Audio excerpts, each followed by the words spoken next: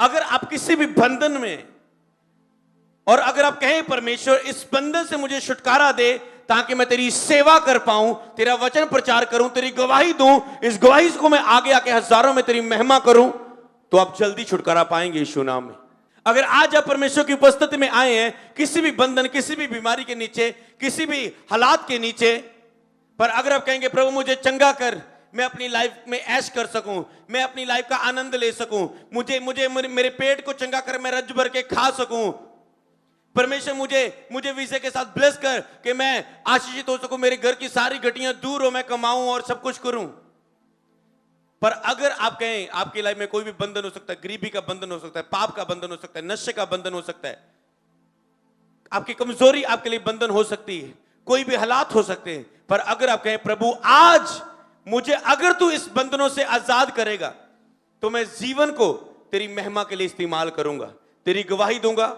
अगर तू मुझे बरकत दे तो मैं उसे तेरे भवन में बोने के लिए मैं उसका 10%, 20%, 30% प्रभु मैं तेरे साथ वाचा बांधता हूं, वायदा करता हूं मैं इतना तेरे भवन में बोऊंगा। प्रभु अगर तू मुझे चंगा करे तो मैं तेरी गवाही नगर में दूंगा, लोगों को दूंगा, जहां भी जाऊंगा मैं हर एक व्यक्ति को कभी शर्माऊंगा नहीं, मैं गवाही दूंगा, मैं इस बात का वायदा करता हूं तुझसे। और जो मन्नत की प्रार्थना होती है, वायदे की प्रार्थना होती है, वो आपकी प्रार्थना जल्दी सुनी जाती है। हालेलुया। प्रेरितों के काम 16 अध्याय उसकी 25 आयत से मैं पढ़ना चाहूंगा इस वचन को। पौलुस और सिलास की बंदी गृह से मुक्ति। हालेलुया। क्या पढ़ने जा रहे हैं आप? प्रेरितों के काम उसका 16 अध्याय उसकी 25 आयत से लेकर हम पढ़ेंगे उसको 33 आयत तक हम पढ़ सकते, 34 आयत तक पढ़ सकते हैं। लिखे पौलुस और सिलास की बंदी गृह से मुक्ति। बंदी गृह से मुक्ति, वो जेल में थे, बंदी गृह में थे, उन्हें मुक्ति चाहिए थी, छुटकारा चाहिए था जो आगे वो प्रचार कर सके। उनको छुटकारा इसलिए नहीं चाहिए था कि वो अपनी इच्छा को, अपनी अभिलाषा को, अपने स्वार्थ को पूरा कर सके। उन्हें बंदी गृह से छुटकारा इसलिए चाहिए था कि वो प्रभु की सेवा के कार्य को, प्रचार को और आगे सुना पाए।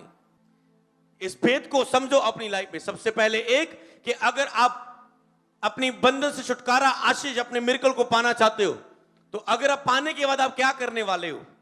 अगर आप उसका फैसला करें, मन्नत की प्रार्थना करें, हां प्रभु अगर तू मुझे चंगा करे तो मैं इस चंगाई को इस बात के लिए इस्तेमाल करूंगा, मैं आगे आके गवाही दूंगा। एक वायदा मैं करता हूं प्रभु, जब मैं चंगा होऊंगा मैं शर्मा के घर नहीं बैठूंगा, मैं आगे पुलपट पर आके अपनी उस चंगाई की गवाही दूंगा। मैं एक वायदा करता हूं। दूसरा वायदा करता हूं मैं उस चमत्कार का के बारे में जब भी किसी के बाद बैठूंगा, मैरिज में जाऊंगा, रिश्तेदारों में जाऊंगा, कहीं भी जाऊंगा, स्कूल में जाऊंगा, कॉलेज में जाऊंगा, बिजनेस में जाऊंगा, कभी मुझे मौका मिले तो मैं तेरे इस अपनी गवाही और तेरे बारे में लोगों को बताऊंगा। परमेश्वर मैं इस बात का वायदा करता हूं, मैं अपनी उस गवाही के बारे में बताऊंगा जो मेरे जिनमें पैदा हुई, और मैं तेरी सच्चाई का प्रचार करूंगा, जो मैंने सच्चाई को तेरे भवन में जाना है। प्लीज मुझे चंगा कर, चंगा होने के बाद मैं ये करूंगा। और प्रभु को पता चंगा होने के बाद आप भला करने वाले हो, आप कुछ अच्छा करने वाले हो, वो जरूर आपको छुड़ाएगा यीशु नाम में। आपकी प्रेयर निर्धारित करती है कि वो आपकी लाइफ में क्या करेगा। आपके शब्द निर्धारित करते हैं कि आपकी लाइफ में क्या वो करेगा। हो सकता है वो एक को गवाही दे और आपका पड़ोसी दूसरा बिना गवाही के रहे। क्यों? क्योंकि उसके शब्द बस यही है प्रभु मुझे चंगा कर, पर दूसरा कह रहा है प्रभु मुझे चंगा कर, चंगा करने के बाद मैं ये वायदा करता हूं। तीसरा कर रहा है प्रभु मुझे पता है मैं चंगा होने वाला हूं, जो मेरी धन्यवाद की भेंट क्यों एडवांस में, क्योंकि मैं चंगा होने वाला हूं। हालेलुया। जितना आप अपने फेथ को शो करते हो, अपने बलिदानों से, अपने विश्वास से, अपने कर्मों से, क्योंकि विश्वास कर्मों के बिना मुर्दा है। आज जितने लोग भी नए चर्च में आने शुरू हुए और पुराने, ध्यान से सुनो इस बातों को, तो आपको परमेश्वर के सामने लेना आना चाहिए कि परमेश्वर से आप कैसे ग्रहण कर सकते हो, क्योंकि विश्वास कर्मों के बिना मुर्दा है। एक बंदा केवल मुंह से विश्वास दिखा रहा है पर कर्म नहीं कर रहा है। दूसरा विश्वास भी दिखा रहा है और कर्म भी कर रहा है। तीसरा एडवांस में थैंक्स, धन्यवाद कर रहा है और विश्वास को अपने कमजोर नहीं होने दे रहा है कर्मों के साथ भी। ऐसा नहीं कि मैंने ये किया, मैंने वो किया, प्रभु इतना किया, फिर भी मैं चंगा क्यों नहीं हुआ।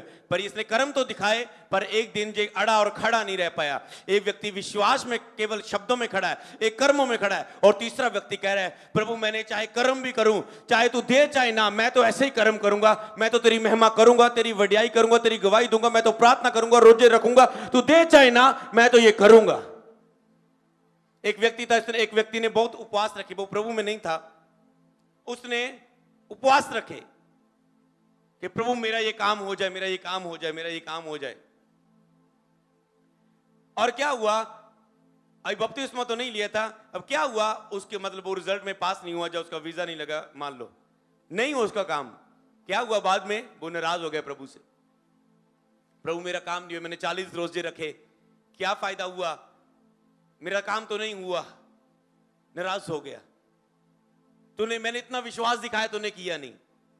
आप किस स्तर पर हो, आप किस में खड़े हो, मनन करो अपनी लाइफ में। और बाद में नाराज हो गया, पर परमेश्वर ने उसे नहीं छोड़ा। कुछ समय के बाद उसकी नाराजगी खत्म हुई और परमेश्वर ने उसे उससे भी बड़ी ब्लेसिंग के साथ ब्लेस किया। वो आपके लिए भला है। क्या प्रॉब्लम है अगर आप भी भले हो जाएं परमेश्वर के सामने, आप भी सुधर जाएं परमेश्वर के सामने, तो केवल आप मुंह से विश्वास दिखाएंगे? आप इस स्तर पर हो या इस स्तर पर कि आप अपने मुंह से अंगीकार भी विश्वास का कर रहे हो और आप कर्मों के द्वारा भी कह रहे हो प्रभु अगर तू मुझे चंगा करे, मैं ये कर्म भी कर रहा हूं, हालेलुया।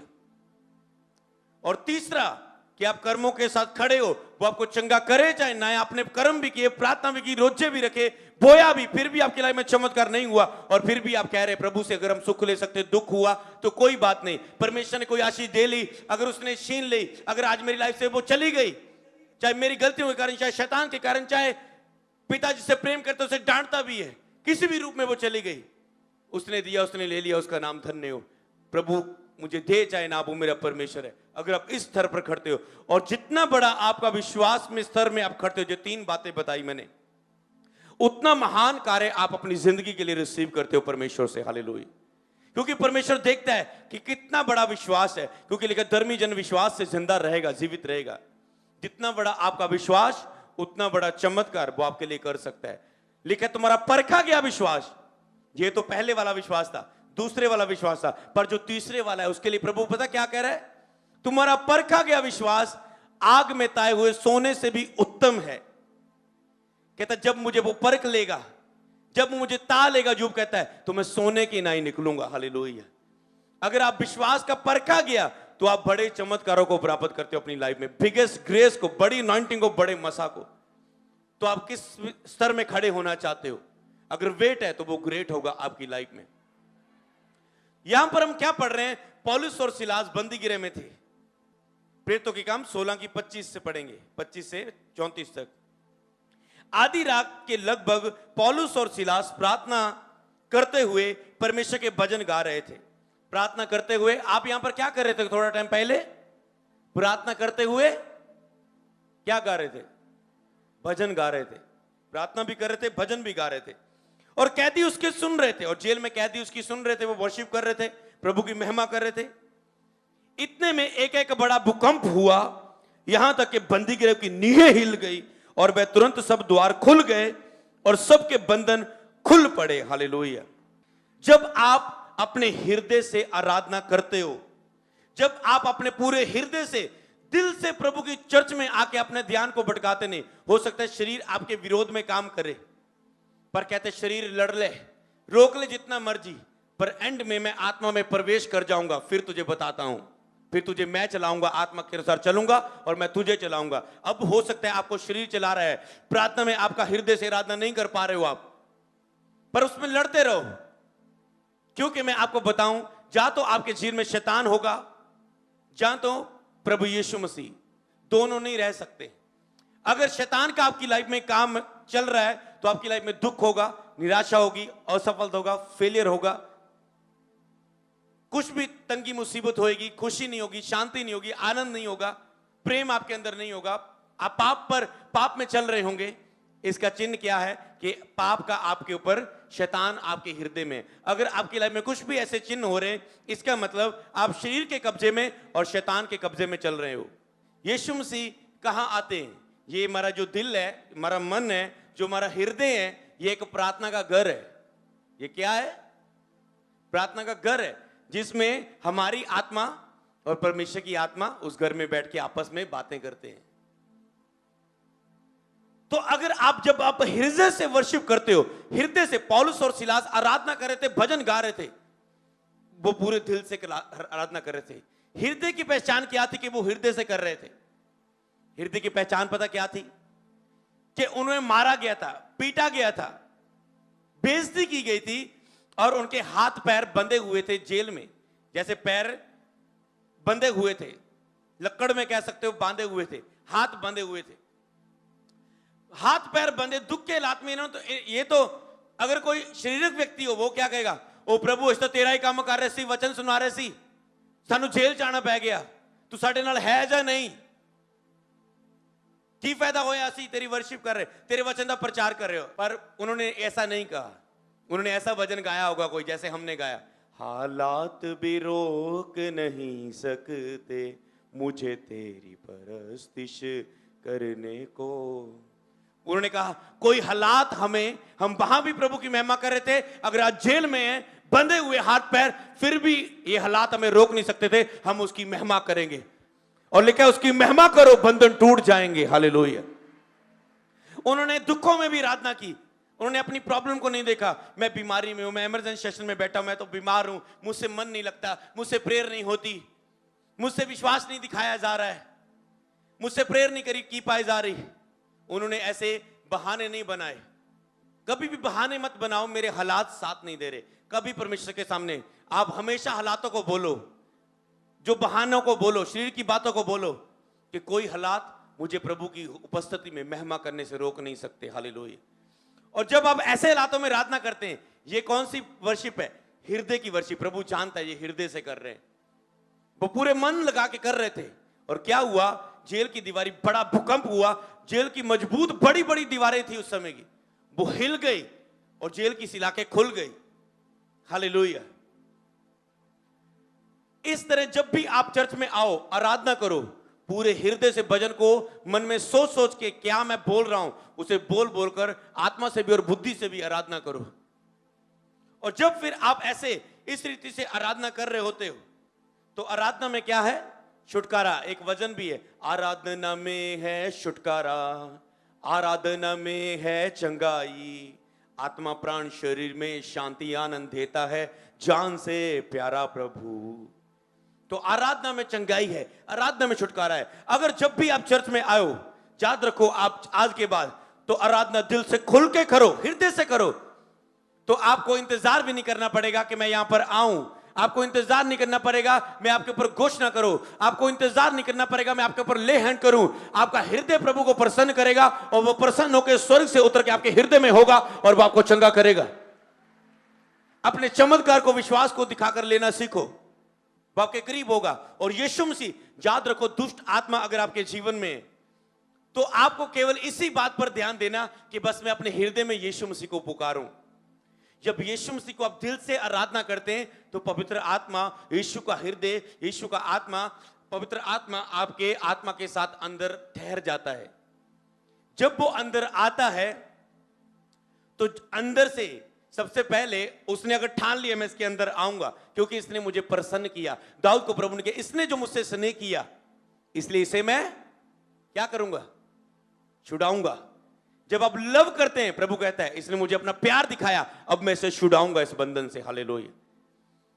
याद है मैंने एक वचन दिया था, जिस दिन आपको परमेश्वर के साथ प्यार हो गया, लव हो गया, दीवानगी होगी, उस दिन से आपके हालात बदलने शुरू हो जाएंगे। क्यों? क्योंकि जिस दिन आपको परमेश्वर से प्यार हो गया, परमेश्वर आसमान में नहीं, परमेश्वर आपके आत्मा के साथ इस प्रार्थना के घर में, मन में, हृदय में अंदर होगा। और जब वो अंदर आएगा, पहले वो जुत्ती मार मार के उस शैतान को बाहर भगाएगा, उस बीमारी को, उस कर्जे को, उस निराशा को, उस पाप को, उस नशे को, उस व्यभिचार को।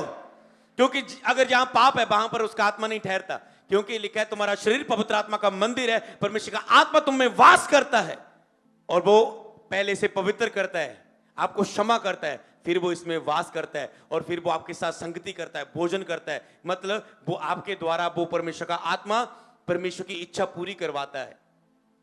जैसे इच्छा उसकी स्वर्ग में पूरी होती है, फिर वो पवित्र आत्मा आपके द्वारा उसकी स्वर्गीय इच्छा को दुनिया में पूरी करवा रहा है। जैसे मेरे द्वारा वो अपनी परमेश्वर इच्छा पूरी कर रहा है कि आप सच्चाई को जान पा रहे हो, आप परमेश्वर के बारे में जान पा रहे हो। इसी तरह जब आप अपना हृदय उसे दोगे, वो इस हृदय को, इस जीवन को अपनी महिमा के लिए परमेश्वर इस्तेमाल करते हैं। यदि आपने हमारे YouTube चैनल को सब्सक्राइब नहीं किया तो आप YouTube पर जाकर अमृत संधू मिनिस्ट्रीज सर्च करें। हमारे वीडियोस को देखें,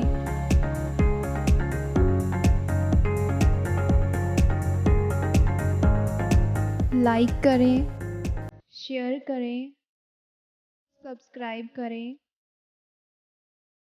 और बेल आइकन को दबाना मत भूलें।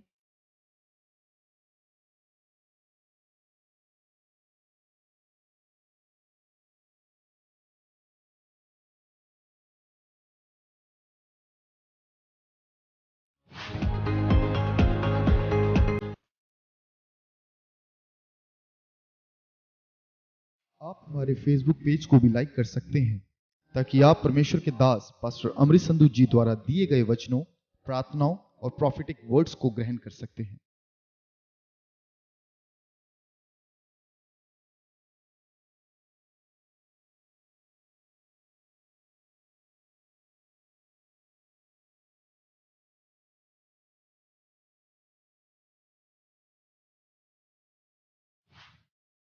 आप हमें इंस्टाग्राम पर भी फॉलो करें, क्योंकि हमारे आत्मिक पिता पास्टर अमृत संधू जी का यह विज़न है कि हम आने वाले दिनों में हर एक माध्यम के द्वारा लोगों को परमेश्वर के वचनों से भरेंगे और परमेश्वर के नाम को ऊंचा करेंगे।